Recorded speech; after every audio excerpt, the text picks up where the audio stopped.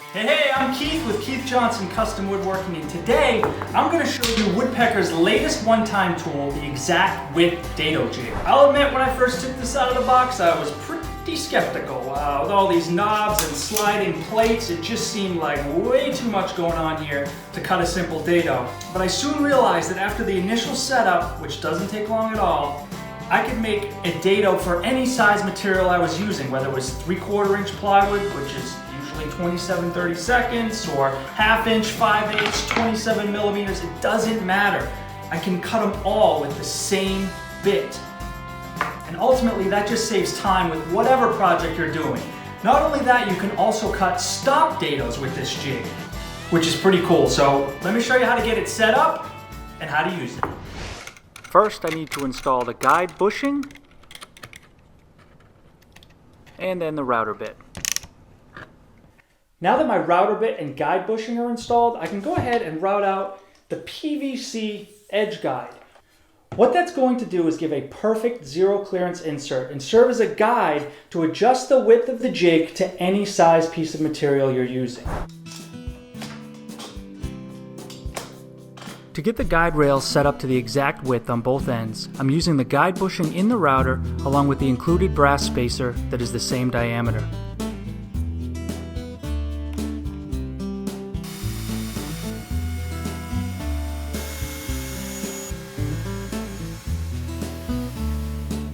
Let me give you a closer look of how the bushing and the bit work with this phenolic guide rail and the zero clearance insert. So the way this works is the outer edge of your bushing now rides along this black phenolic rail, and your bit is now perfectly calibrated to the white PVC strip below. So no matter what width stock you put in here and adjust to, it's automatically calibrated to the exact width of the dado that you need. As you can see, we have three different thicknesses of plywood here, roughly 3/4, 5/8, and 1/2 inch. As you can see from the underside of this jig, you have these anodized aluminum guides that square up the jig to your workpiece. I'm going to flip this over. I'm going to line this up, and loosening these knobs here allow me to move this side in and adjust for the width of my workpiece. Now I'm only going to tighten this knob here because I want this rail to be able to move freely to adjust for the width of my material. It's a good time now to go ahead and clamp this down. Now we're free to move this phenolic rail back and forth. So I'm going to put this in here and I'm going to butt it up against that PVC insert. I'm going to push this up next to it and get it nice and tight. And tighten this end. Tighten that knob. There should be a little resistance when you try to pull this out. There we go. And it should give us a nice tight fitting dado.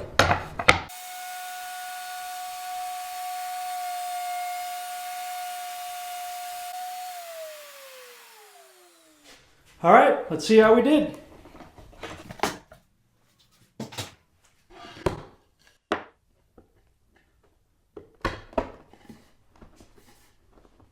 Whew, that's tight.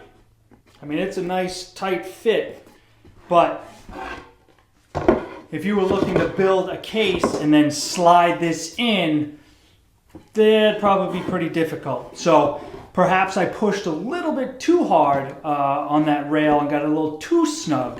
So, lesson learned. You're seeing right there, getting to know the jig just a little bit.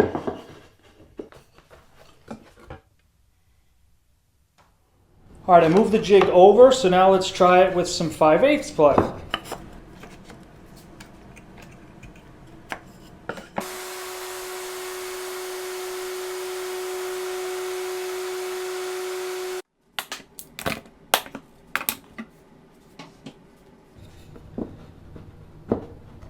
Oh, that's better. That's nice. In order to make a stopped dado, which is having your bit end short of the edge of your workpiece, we need to look no further than the jig itself. You can see this reference line here, which indicates the edge of our workpiece. You may have noticed this plate here with the little pointer on the end that moves back and forth. This is actually a stop block in essence that the edge of our router will hit and stop. So if we want our router to stop short of the edge of the workpiece rather than going all the way through, we're going to need to adjust the position of this stop block. In order to do that, we need to take a measurement of our existing router plate from the edge of the plate to the guide bushing. It's easy as loosening this knob, pulling out the supplied ruler. Now for my router, I'm going to go from the inside of the guide bushing to the edge of my router plate. And according to this, just shy of 3 inches. So all I need to do, slide this back in here. I'm actually going to put the 3, or just shy of 3 inches on my reference line. Tighten this down. And now I know, as long as this pointer is on 0, the edge of my router, when it comes in contact with this pointer or stop block, the edge of my router bit is going to end here. But I want it to end a 1/2 inch in from the edge. So I'm going to take this pointer, I'm going to move it to the 1/2 inch mark, tighten it down.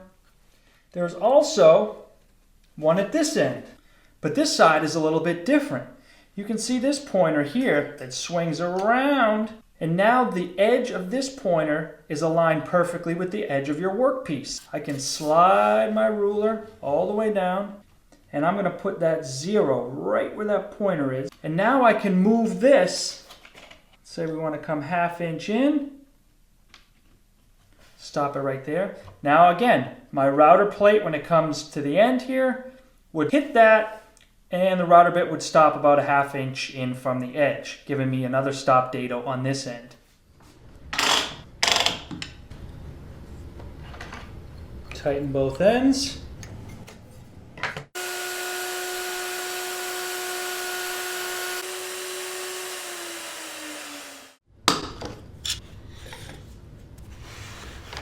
And there you have it.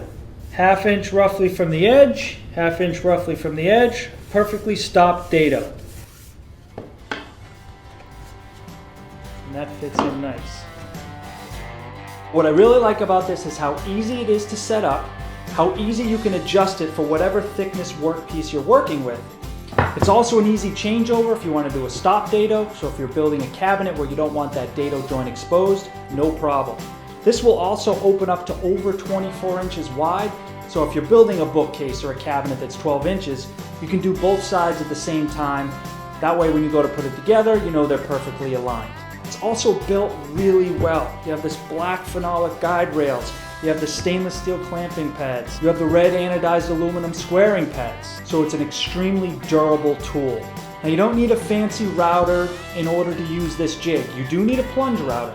But as long as you use the same guide bushing and the same bit every time, you'll never have to set this up again. Every time you go grab it off the shelf, it'll work exactly the same as the last time you did. So hopefully I've shown you some of the features of this jig and how easy it is to use. Now it's up to you to decide if it fits into your workflow. Thanks for watching.